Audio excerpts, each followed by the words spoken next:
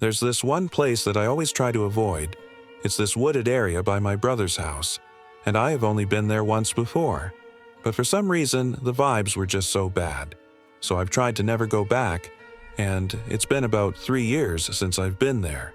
But a couple weeks ago, my parents and I had this big fight. We were going to go out to eat. My dad wanted McDonald's. My mom said she didn't want to go there again because of their air conditioning.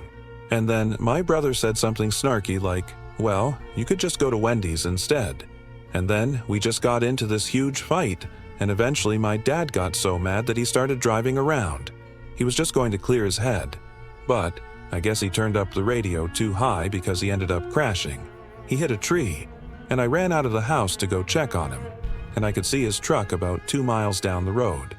I saw his headlights smashed and his airbags deployed, and I started running towards him, and I found him laying on the ground next to the car. He was conscious, but he was bleeding everywhere. And he looked over at me and he goes, "Hey, I'm okay. Just go get the car. Go get the car." But I knew that he was really hurt, and when I looked under the car, I saw blood coming from underneath the back tire, and then I heard him say, "Go get help." So I took off running as fast as I could. I didn't know where I was going. I remember thinking that I needed to find somebody, like to flag someone down and call an ambulance. But there was nobody around.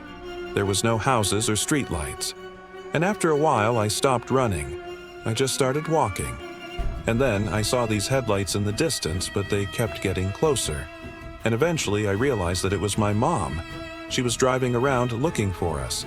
So I started walking towards her, and I remember the whole time that song Headlights by NF was playing in my head. Like that song was literally stuck in my head non-stop. And then finally I got close enough to the car to start yelling for help, and I was screaming at the top of my lungs.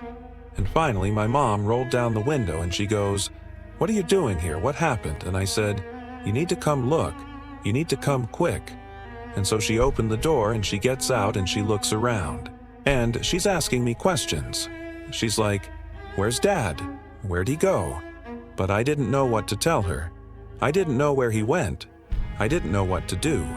So we started walking together towards the direction that I came from, looking for my dad. And eventually we saw his truck, and we saw all the damage. And then we started walking towards him. And eventually we saw his body. And I remember kneeling down next to him and feeling his pulse, turning his head, seeing if he was breathing. And I remember my mom starting to cry. And she fell down on her knees right next to him. And I remember thinking that I couldn't feel anything. I couldn't feel emotions.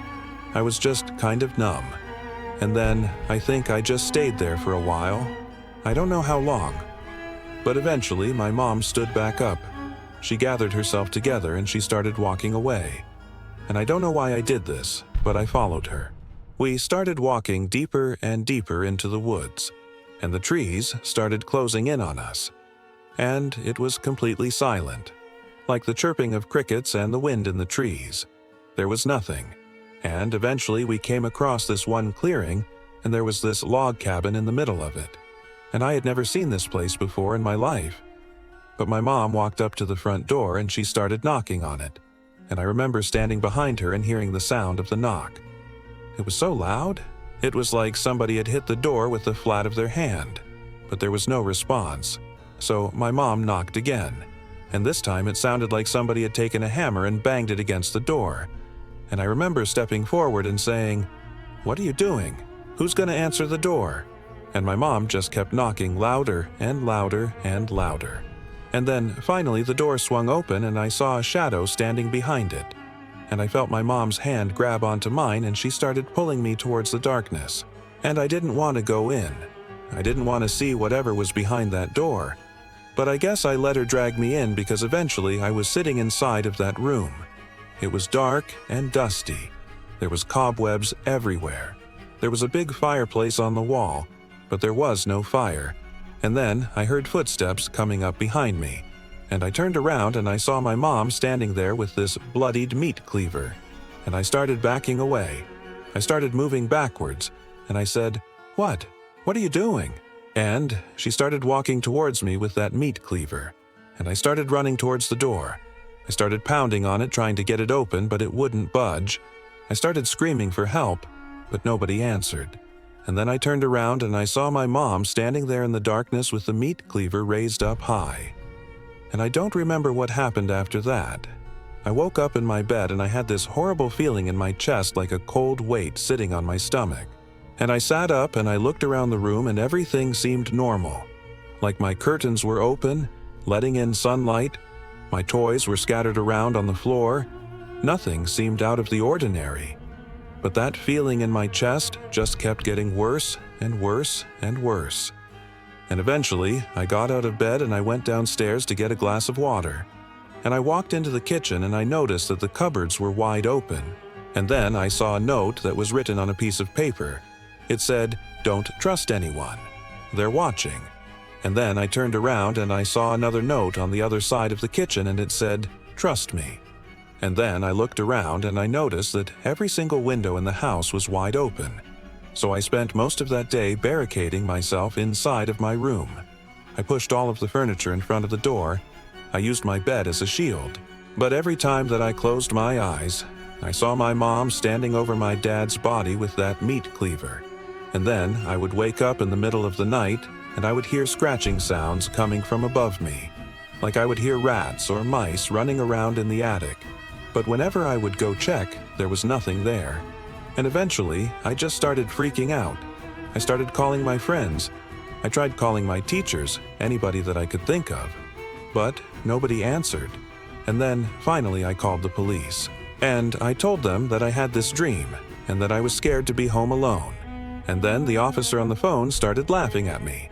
He started making fun of me, and he told me that I needed to grow up and that I should just try to sleep. But eventually, my dad's brother showed up. He was taking care of my dad's stuff.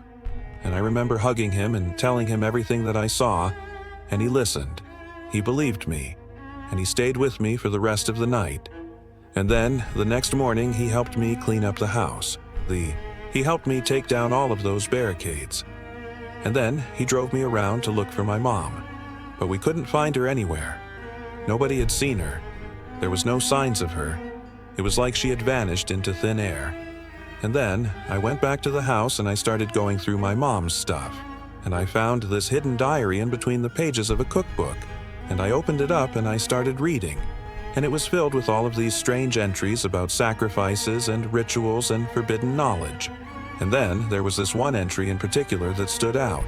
It said, "The portal opens tonight. All I have to do is make one sacrifice and then our family will be complete." And that's when it hit me. I figured out who the monster really was.